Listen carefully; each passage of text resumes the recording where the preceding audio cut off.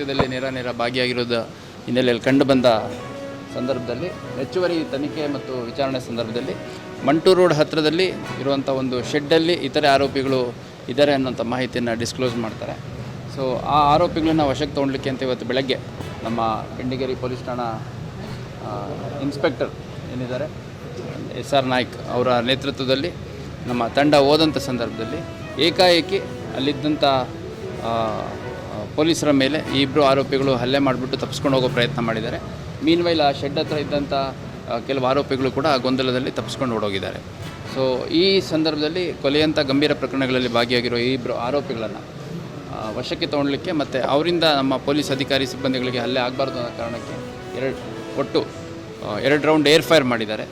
ಆಗ ನಿಂತಿಲ್ಲ ಅವ್ರು ಮತ್ತೆ ಓಡಲಿಕ್ಕೆ ಮುಂದುವರೆದ ಹಿನ್ನೆಲೆಯಲ್ಲಿ 4 ರೌಂಡ್ಗಳನ್ನು ಇಬ್ಬರು ಆರೋಪಿಗಳ ಮೇಲೆ ಫೈರ್ ಮಾಡಿದ್ದಾರೆ. ಅದರಲ್ಲಿ ತಲಾ ಒಂದೊಂದು ಗುಂಡಿನ ಸುತ್ತು ಒಬ್ಬೊಬ್ಬ ಆರೋಪಿ ಮೇಲೆ ಕಾಲಿನ ಭಾಗಕ್ಕೆ ಬಿದ್ದಿದೆ. ಅವರಿಬ್ಬರನ್ನ ವಶಕ್ಕೆ ತೊಗೊಂಡಿದ್ದಾರೆ. ಈ ಸಂದರ್ಭದಲ್ಲಿ ನಮ್ಮ ಇನ್ಸ್ಪೆಕ್ಟರ್ ಬೆಂಡಿಗೇರಿ SR ನಾಯ್ಕ್ ಅವ್ರಿಗೆ ಮತ್ತು ಇನ್ನೂ ಇಬ್ಬರು ನಮ್ಮ ಸಿಬ್ಬಂದಿಗಳು ನೂರ್ ಅಹಮದ್ ನೀಲ್ಗಾರ್ ಅಂತ ಒಬ್ಬ, ಆಮೇಲೆ ಇನ್ನೊಬ್ಬ ಕಿರಣ್ ಚಲವಾದಿ ಅನ್ನುವಂಥ ಇಬ್ಬರು ಸಿಬ್ಬಂದಿಗಳಿಗೆ ಕೂಡ ಪೆಟ್ಟುಗಳಾಗಿದೆ. ಒಟ್ಟು ಈ ಇಬ್ಬರು ಗುಂಡಿನ ಪೆಟ್ಟು ತಿಂದಂಥ ಆರೋಪಿಗಳು ಹಾಗೂ ನಮ್ಮ ಅಧಿಕಾರಿ ಸಿಬ್ಬಂದಿಗಳು ಸೇರಿದಂತೆ 5 ಜನರನ್ನು ನಾವು ಕಿಮ್ಸ್ಗೆ ಅಡ್ಮಿಟ್ ಮಾಡಿದ್ದೀವಿ. All are out of danger, ಎಲ್ಲರೂ ಪ್ರಾಣಾಪಾಯದಿಂದ ಪಾರಾಗಿದ್ದಾರೆ.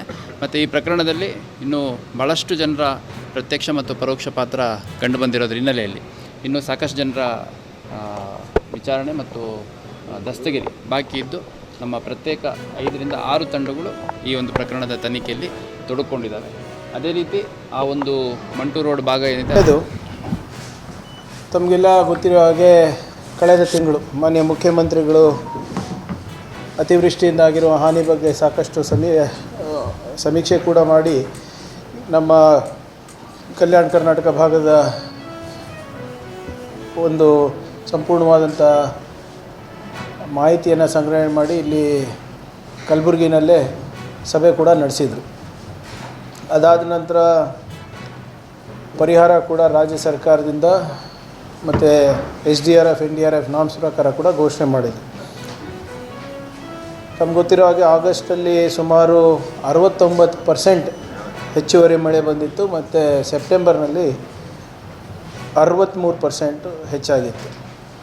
ನಾವು ಪ್ರಿಲಿಮಿನರಿ ರಿಪೋರ್ಟನ್ನು ಸಬ್ಮಿಟ್ ಮಾಡಿದಾಗ 3,24,205 ಹೆಕ್ಟೇರ್ ಪ್ರದೇಶದಲ್ಲಿ ಬೆಳೆ ಹಾನಿಯಾಗಿದೆ ಅಂತ ನಾವು ಕೊಟ್ಟಿದ್ವಿ. ಅದಾದಮೇಲೆ ಜಂಟಿ ಸಮೀಕ್ಷೆ ಮಾಡಿ ಎಲ್ಲ ಅಂಕಿಅಂಶಗಳು ದತ್ತಾಂಶಗಳನ್ನು ತಗೊಂಡಾಗ ಸುಮಾರು 3,00,000 ಹೆಕ್ಟೇರ್ 3,07,000 ಹೆಕ್ಟೇರು ಅಂತ 2.91 ಅಲ್ಲ 2,91,380 ಎಕರೆಗೆ ನಾವು ಫ್ರೀಸ್ ಮಾಡಿದ್ವಿ. ನಾವೆಲ್ಲ ಇದೆಲ್ಲ ಜಾಯಿಂಟ್ ಸರ್ವೆ ಮಾಡಿಬಿಟ್ಟು ಅದಾದ ನಂತರ ಈಗ ಒಟ್ಟು 3,26,183 ರೈತರಿಗೆ ಸುಮಾರು 250.97 ಕೋಟಿ ರೂಪಾಯಿಯನ್ನು ನಾವು ಬೆಳೆ ಹಾನಿ ಪರಿಹಾರ ಮುಂದಿನ 2-3 ದಿನದಲ್ಲಿ ರೈತರ ಬ್ಯಾಂಕಿಗೆ ನಾವು ಪಾವತಿ ಮಾಡ್ತಾಯಿದ್ದೀವಿ. ಸೊ ಇದನ್ನು ಭಾಳ ಕಾಳಜಿ ವಹಿಸಿ ಜಂಟಿ ಸಮೀಕ್ಷೆ ಅಂದರೆ ಜಾಯಿಂಟ್ ಸರ್ವೆ ಮುಖಾಂತರ ವಿಲೇಜ್ ಅಕೌಂಟೆಂಟ್ ಇರ್ಬೋದು, ನಮ್ಮ ಅಗ್ರಿಕಲ್ಚರ್ ಇರ್ಬೋದು, ನಿಮ್ಮ ಹಾರ್ಟಿಕಲ್ಚರ್ ಇರ್ಬೋದು, ಇವರ ಸಮೀಕ್ಷೆಯನ್ನು ಮಾಡಿದ್ಮೇಲೆ ಪರಿಹಾರ ಪೋರ್ಟಲ್ ಮೇಲೆ ತಂತ್ರಾಂಶದಲ್ಲಿ ನಾವು ಅಪ್ಲೋಡ್ ಮಾಡಿದ್ಮೇಲೆ ಇದನ್ನು ಬಂದಿರೋದು. ಸೊ ಇದರಲ್ಲಿ ಈ ಬೆಳೆ ಹಾನಿನಲ್ಲಿ ಇನ್ಶೂರ್ಡ್ ಆ್ಯಂಡ್ ನಾನ್ ಇನ್ಶೂರ್ಡ್ ಇರ್ತಾರೆ.